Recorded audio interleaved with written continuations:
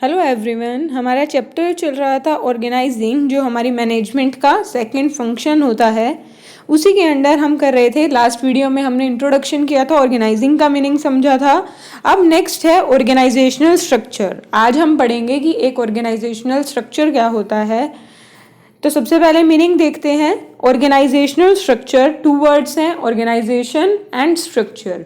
Organisation का मतलब हमें पता है क्या होता है। कोई भी बिजनेस है, एंटरप्राइज है, वो आपकी क्या होती है, ऑर्गेनाइजेशन होती है। और स्ट्रक्चर क्या होता है, स्ट्रक्चर जब आप सब कुछ डिफाइन कर देते हो ऑलरेडी, पहले ही सब कुछ आप जब डिफाइन कर देते हो, वो क्या होता है, उसका स्ट्रक्चर मतलब ढांचा सा प्रिपेयर कर देते हैं कि क्या कैसे रहेगा। तो इसके अंदर हम देखते हैं ऑर्गेनाइजेशनल स्ट्रक्चर क्या होता है। It seeks to establish relation among all the person working in the organisation. इसके अंदर आप क्या करते हैं, ऑर्गेनाइजेशन के अंदर जितने भी पर्सन्स हैं उनके बीच का वर्किंग रिलेशन क्या रहेगा, ये डिफाइन कर देते हैं।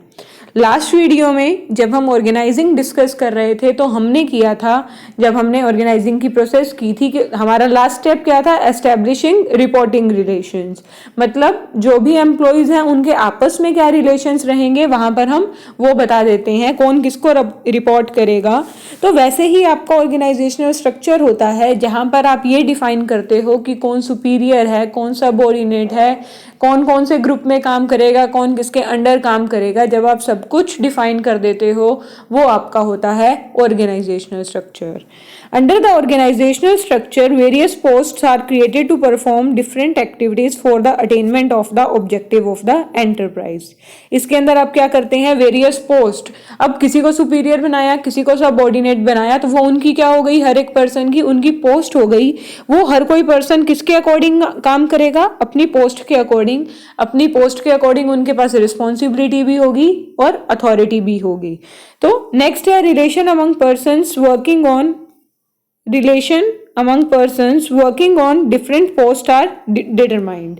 जो भी डिफरेंट अब पोस्ट हम बना चुके हैं, अब उन पोस्ट के बीच में क्या रिलेशंस रहेगा, ये हम कहाँ डिफाइन कर देते हैं, ऑर्गेनाइजेशनल स्ट्रक्चर के अंदर। तो ये तो था मीनिंग, जहां पर हम क्या कर रहे हैं, वर्किंग रिलेशंस बना रहे हैं, पर एम्प्लॉयज के बीच में उनकी पोस्ट डिफाइन कर रहे हैं, कौन कौन सी पोस्ट पर होगा, ये सब डिफाइन कर रहे हैं। नेक्स्ट है types of organisational structure. Two types हैं, टू टाइप्स के होते हैं ऑर्गेनाइजेशनल स्ट्रक्चर। नंबर 1 है functional organisational structure and second is divisional organisation structure. नाम से ही हमको जैसे क्लियर हो रहा है, फंक्शनल ऑर्गेनाइजेशनल स्ट्रक्चर में क्या होगा, आपकी पूरी एंटरप्राइज को डिवाइड किया जाएगा on the basis of functions performed by it. जो भी मेजर फंक्शंस ऑर्गेनाइजेशन परफॉर्म करती है, उसके बेसिस पर हम क्या करेंगे, उनके बीच में रिलेशंस बनाएंगे, उसी के बेसिस पर पोस्ट्स बनाएंगे। तो in this form organisation is divided on the basis of major functions performed by it. जो जो फंक्शंस होते हैं, पहले हम फंक्शंस निकाल लेंगे कौन कौन से ऑर्गेनाइजेशन परफॉर्म करती है, और उसके बाद हम क्या कर देंगे, ऑर्गेनाइजेशन को उसी तरह से डिवाइड कर देंगे। आगे देखते हैं, इसके बारे में हम डिटेल में पढ़ेंगे। नेक्स्ट है divisional organisational structure. Divisional organisation structure क्या होता है, इसके अंदर हम फुल ऑर्गेनाइजेशन को क्या करते हैं, डिवाइड करते हैं on the basis of products manufactured by it. अब कोई ऑर्गेनाइजेशन ऐसी है जो दो या दो से ज़्यादा प्रोडक्ट्स में बनाती है, तो दो या दो से ज़्यादा प्रोडक्ट्स मैन्युफैक्चर करती है, तो हम उस ऑर्गेनाइजेशन को किस बेसिस पर डिवाइड कर देंगे, जो वो प्रोडक्ट्स बनाती है। आगे हम इसके बारे में डिटेल में पढ़ते हैं। नंबर 1 है फंक्शनल ऑर्गेनाइजेशनल स्ट्रक्चर। ये देखिए, ये आपको स्ट्रक्चर दे रखा है। फंक्शनल स्ट्रक्चर कैसा होता है, फंक्शनल स्ट्रक्चर में हमने पढ़ा, हम पूरी ऑर्गेनाइजेशन को डिवाइड करेंगे ऑन द बेसिस ऑफ जो भी वो फंक्शंस परफॉर्म करती है। अब एक फर्म के, एक ऑर्गेनाइजेशन के मेजर फंक्शंस क्या होंगे, फाइनेंस, ठीक है। फाइनेंस मतलब किसको देना है, किसको नहीं देना, सारे डिसीजन फाइनेंस डिपार्टमेंट के साथ रहेंगे। सेल्स डिपार्टमेंट होगा, प्रोडक्शन डिपार्टमेंट होगा, तो ये क्या है, मार्केटिंग डिपार्टमेंट है। ये सारे क्या है, मेजर फंक्शंस हैं जो एक ऑर्गेनाइजेशन परफॉर्म करती है। तो इसके अंदर हमने क्या किया, जो भी आपकी फंक्शनल स्ट्रक्चर के अंदर हम क्या करते हैं, फंक्शंस जो भी हैं उसके अकॉर्डिंग हम ऑर्गेनाइजेशन को डिवाइड कर देते हैं। तो सबका हेड कौन है, सीईओ, और उसके बाद हमने ऑर्गेनाइजेशन को डिवाइड कर दिया, जो भी वो क्या करती है, फंक्शंस करती है परफॉर्म। जैसे मार्केटिंग फंक्शन कर रहे हैं, सेल्स फंक्शन कर रहे हैं, सर्विसेज कर रहे हैं, उसके आगे उनके अपने डिपार्टमेंट्स बनते जाएंगे। ये आपने एक डिवीज़न कर दी अलग से ऑर्गेनाइजेशन की, ये अपने अकॉर्डिंग काम करेगी। तो फंक्शनल स्ट्रक्चर के अंदर हम क्या करते हैं, जो भी फंक्शंस परफॉर्म करते हैं हम उसके बेसिस पर ऑर्गेनाइजेशन को डिवाइड कर देते हैं, डिफरेंट डिफरेंट डिपार्टमेंट्स बना देते हैं। अब प्रोडक्शन डिपार्टमेंट अलग होगा, सेल्स डिपार्टमेंट अलग होगा, मार्केटिंग डिपार्टमेंट अलग होगा, हर कोई अपने अकॉर्डिंग काम करेगा। तो इसकी आगे बढ़ लेते हैं। एडवांटेजेस क्या होंगी इस टाइप ऑफ स्ट्रक्चर की। नंबर 1 है स्पेशलाइजेशन। अब जो फाइनेंस डिपार्टमेंट संभाल रहा है या सेल्स डिपार्टमेंट, जो भी डिपार्टमेंट वो संभाल रहा है, एक ही डिपार्टमेंट में काम करते करते वो उस चीज़ में क्या हो जाएगा, स्पेशलाइज हो जाएगा, उस चीज़ का एक्सपर्ट हो जाएगा। उसको वहाँ की कंडीशंस के बारे में पता चल जाएगा, किस किस तरह की सिचुएशंस आती हैं, क्या क्या सर्कमस्टांसिस रहते हैं, हर एक चीज़ को वो क्या करना सीख जाएगा, मतलब डील करना सीख जाएगा, और उस चीज़ में क्या हो जाएगा, वो स्पेशलाइज हो जाएगा। नेक्स्ट है कोऑर्डिनेशन इज एस्टेब्लिश्ड। अब आपको पता है कि आपका ये डिपार्टमेंट है, आपने इसके लिए काम करना है, तो आप अपने डिपार्टमेंट के लिए बहुत अच्छे से काम करोगे, कोऑर्डिनेशन बनाकर रखोगे, क्योंकि आपका सबका एक ही ऑब्जेक्टिव है, सारे एक ही ऑब्जेक्टिव के लिए काम कर रहे हो। नेक्स्ट है helps in increasing managerial efficiency. अब हर एक को क्या कर रखा है आपने, एक एक डिपार्टमेंट दे रखा है। जैसे हमने स्पेशलाइजेशन के अंदर किया, वैसे ही अब मैनेजर बना दिया, फाइनेंस मैनेजर अलग है, सेल्स मैनेजर अलग है। अब उसको अपने डिपार्टमेंट के बारे में सारी नॉलेज होगी, तो उसकी मैनेजरियल एफिशिएंसी भी बढ़ जाएगी। उसको जो भी सिचुएशंस आती हैं या जो भी चैलेंजेस आते हैं उनको किस तरह से डील करना है, उसको वो भी आ जाएगा, तो उसकी मैनेजरियल एफिशिएंसी इंक्रीज हो जाएगी। नेक्स्ट है मिनिमाइज कॉस्ट। अब हर एक डिपार्टमेंट अपना अपना काम कर रहा है, किसी को दूसरे से कुछ लेना देना नहीं है, तो आपकी कॉस्ट क्या हो जाती है, कम हो जाती है। यही अगर आपकी ऑर्गेनाइजेशन इकट्ठा काम कर रही है, कभी कोई कुछ काम कर रहा है, कभी कोई फाइनेंस डिपार्टमेंट का काम कर रहा है, कभी कोई सेल्स डिपार्टमेंट का काम कर रहा है, तो इस तरह से तो क्या होगा, काम अच्छे से हो नहीं पाएगा, हमारे ना ऑब्जेक्टिव अचीव हो पाएंगे। तो इसीलिए हम क्या करते हैं, ऑर्गेनाइजेशन को डिवाइड कर देते हैं, जो भी वो फंक्शंस परफॉर्म करते हैं, इससे हमको ये जो डिफरेंट टाइप्स के जो हमारे एडवांटेजेस हैं वो भी मिलती है। स्पेशलाइजेशन से भी लिंक कर सकते हैं मिनिमाइज कॉस्ट को। जब कोई एक काम को करने में स्पेशलाइज हो जाएगा तो अपने आप ही वेस्टेज कम हो जाएगी, कॉस्ट अपने आप ही रिड्यूस हो जाएगी। तो ये है एडवांटेजेस ऑफ फंक्शनल स्ट्रक्चर। अब आगे आती हैं डिसएडवांटेजेस ऑफ फंक्शनल स्ट्रक्चर। क्या क्या डिसएडवांटेजेस होती हैं फंक्शनल स्ट्रक्चर की। नंबर 1 है ignorance of organisational objective. Last advantages के अंदर हमने किया था coordination is established. Coordination establish कहाँ हुआ था, अपने अपने डिपार्टमेंट्स के अंदर। अब हम कर रहे हैं डिसएडवांटेजेस के अंदर इग्नोरेंस ऑफ ऑर्गेनाइजेशनल ऑब्जेक्टिव।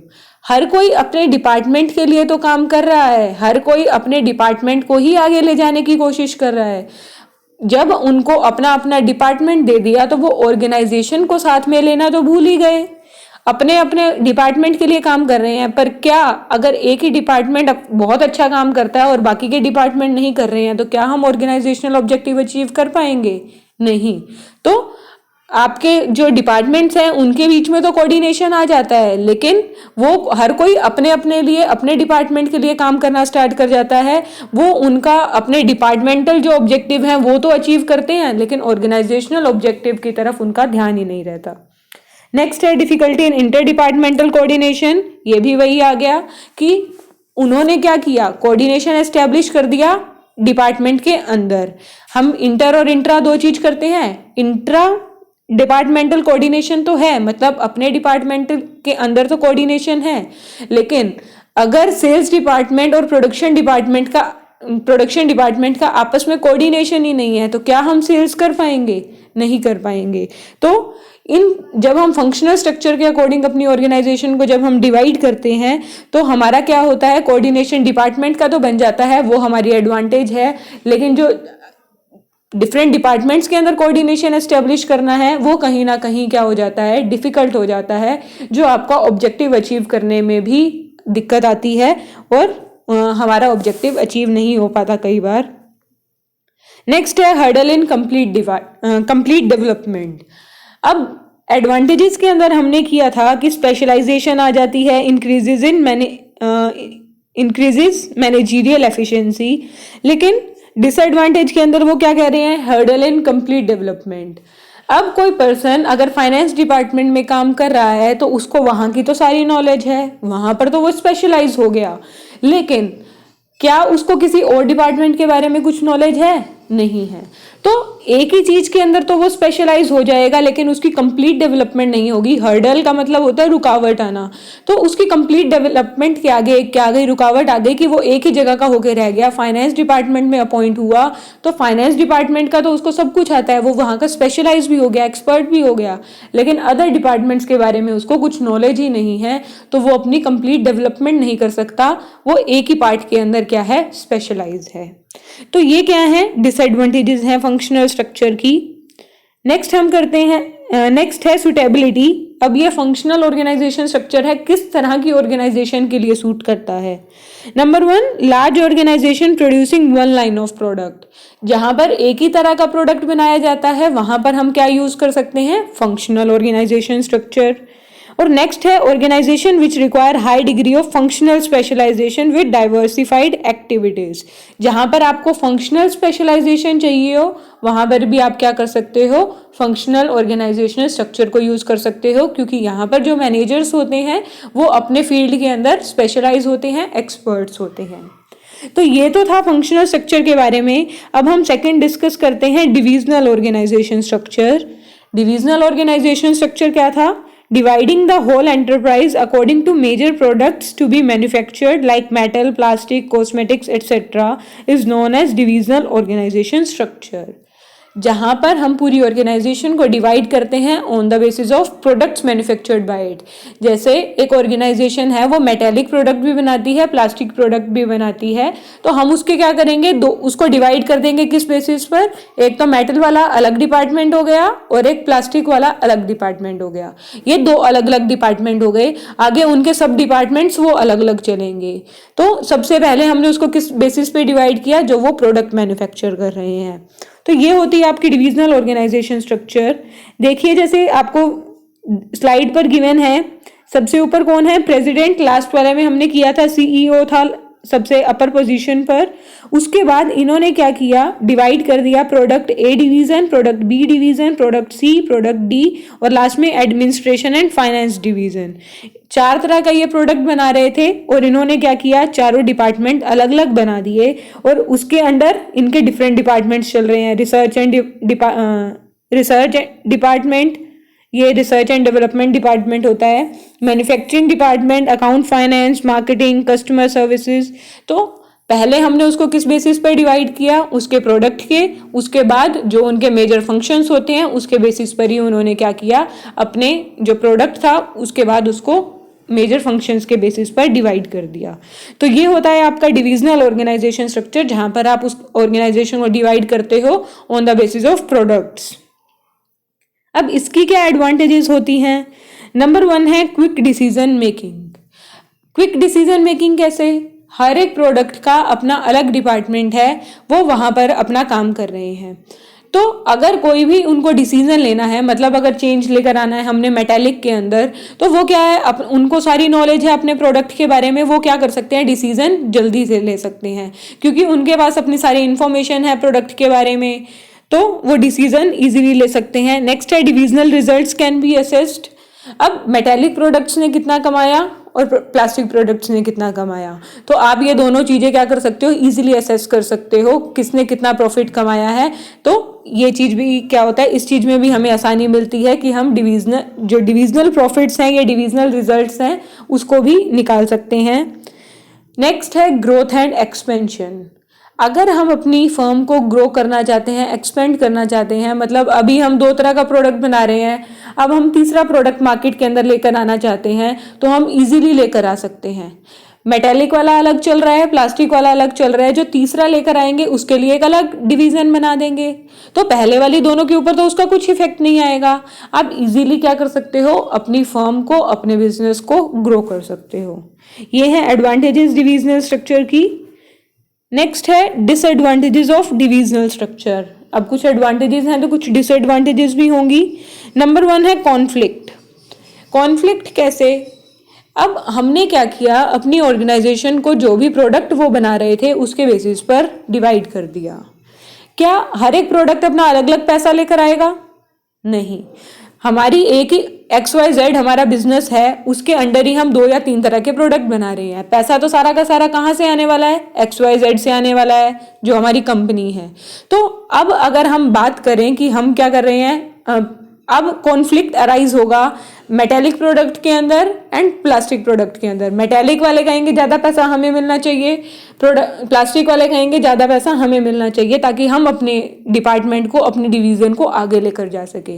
तो ये क्या होती हैं, सारे रिसोर्सेज के लिए, ये सिर्फ मनी के लिए नहीं, फाइनेंस के लिए नहीं, ह्यूमन रिसोर्सेज के लिए भी हो सकता है कि वो कहेंगे, मेटेलिक वाले कहेंगे ज़्यादा रिसोर्सेज हमें प्रोवाइड करो, और जो प्लास्टिक वाले होंगे वो कहेंगे ज़्यादा रिसोर्सेज हमें प्रोवाइड करो। तो उनके बीच में क्या हो जाता है, कॉन्फ्लिक्ट हो जाता है, लड़ाई हो जाती है। नेक्स्ट है duplicity of functions. Duplicity of functions कैसे? अभी हमने देखा हमारे पास 4 प्रोडक्ट्स थे, product A, B, C and D। चारों के रिसर्च एंड डेवलपमेंट डिपार्टमेंट अलग थे, फाइनेंस डिपार्टमेंट अलग थे, सेल्स डिपार्टमेंट अलग थे। तो अब सारों ने फंक्शंस तो वही परफॉर्म करने हैं, फाइनेंस वाले प्रोडक्ट ए वाले भी वही काम करेंगे, प्रोडक्ट बी वाले भी वही काम करेंगे, लेकिन सैलरी प्रोडक्ट ए वालों को अलग से दे रहे हैं, प्रोडक्ट बी वालों को अलग से दे रहे हैं। तो क्या है, आपकी ऑर्गेनाइजेशन के अंदर डुप्लीसिटी आ जाती है, मतलब सेम फंक्शंस 4 लोग 4 प्रोडक्ट के लिए अलग अलग जगह परफॉर्म कर रहे हैं। तो इससे आपकी कॉस्ट भी अराइज हो जाएगी, कॉस्ट भी ज़्यादा हो जाएगी, इंक्रीज हो जाएगी, क्योंकि आप चारों को अलग अलग सैलरी प्रोवाइड करोगे। हो सकता है वो एक ही पर्सन भी तो कर सकता था, अगर फाइनेंस डिपार्टमेंट हम एक ही पर्सन को दे देते तो वो मेटालिक के लिए भी परफॉर्म कर सकता था, प्लास्टिक के लिए भी परफॉर्म कर सकता था। लेकिन हमने क्या किया, अलग अलग चारों के लिए अलग से फाइनेंस मैनेजर आए, फाइनेंस मैनेजर के अंडर और सबऑर्डिनेट्स भी आएंगे। तो आपकी ऑर्गेनाइजेशन के अंदर जो फंक्शंस हैं वो डुप्लीकेट हो जाते हैं, मतलब अलग अलग जगह पर सेम फंक्शंस परफॉर्म हो रहे हैं। नेक्स्ट है सेल्फिश एटीट्यूड। हर एक पर्सन का क्या हो जाता है, सेल्फिश एटीट्यूड आ जाता है। हर एक प्रोडक्ट, वही जो हमने कॉन्फ्लिक्ट के अंदर किया कि ज़्यादा रिसोर्सेज हमें मिलने चाहिए, अब वो फिर ऑर्गेनाइजेशन का ऑब्जेक्टिव छोड़कर अपने डिवीज़न की जो भी परफॉर्मेंस है उसको ठीक करने में लग जाते हैं। तो कहीं ना कहीं उनका सेल्फिश एटीट्यूड दिखता है, ताकि अगर हम अच्छा प्रॉफिट दिखाएंगे, ज़्यादा रिसोर्सेज हमें मिलेंगे, हम अच्छा प्रॉफिट देंगे तो हमारे को प्रमोशन मिलेगी, हमारी सैलरी इंक्रीज होगी, हमको रिकॉग्निशन मिलेगी। तो ऑर्गेनाइजेशन का ऑब्जेक्टिव भूलकर हम फिर किस में लग गए, अपने सेल्फिश जो हमारा ऑब्जेक्टिव था, पर्सनल ऑब्जेक्टिव था, उसके ऊपर लग जाते हैं। तो ये भी एक क्या है, डिसएडवांटेज होती है डिविजनल स्ट्रक्चर की। नेक्स्ट है सुटेबिलिटी। ये कहाँ पर सूट करती है, कहाँ डिविजनल ऑर्गेनाइजेशनल स्ट्रक्चर को हम कहाँ पर यूज कर सकते हैं? ऑब्वियस सी बात है, जहाँ हम डिवाइड कर रहे हैं प्रोडक्ट्स के बेसिस पर, तो जहाँ 2 या 2 से ज़्यादा प्रोडक्ट बनाए जाते हैं वहाँ पर हम डिविजनल ऑर्गेनाइजेशन स्ट्रक्चर को यूज कर सकते हैं। This structure is suitable in the organization producing multi-product or different lines of product requiring product specialization। जहाँ पर अब हमें पहले वाले में हमने जब किया था सुटेबिलिटी की थी, तो वहाँ पर हमको फंक्शनल स्पेशलाइज चाहिए थे जो अपने फंक्शंस बहुत अच्छे से परफॉर्म करते हैं। यहाँ पर हमने किसको किया, प्रोडक्ट स्पेशलाइजेशन, जो प्रोडक्ट बनाने में स्पेशलाइज हैं, तो उन पर्सनस को हम अपॉइंट करेंगे। Also growing companies which intend to add more lines of product in future adopt this structure. अगर आप नई लाइन लेकर आना चाहते हो, मतलब नया प्रोडक्ट बनाना चाहते हो, उस टाइम पर भी आप क्या कर सकते हो, डिविजनल ऑर्गेनाइजेशनल स्ट्रक्चर को अडॉप्ट कर सकते हो। तो ये तो था functional and divisional organisational structure. इसी चैप्टर का आपका एक और पार्ट है फॉर्मल एंड इनफॉर्मल ऑर्गेनाइजेशन, जहाँ पर हम करेंगे, वो हम नेक्स्ट वीडियो में करेंगे। इस वीडियो में इतना ही था। Thank you.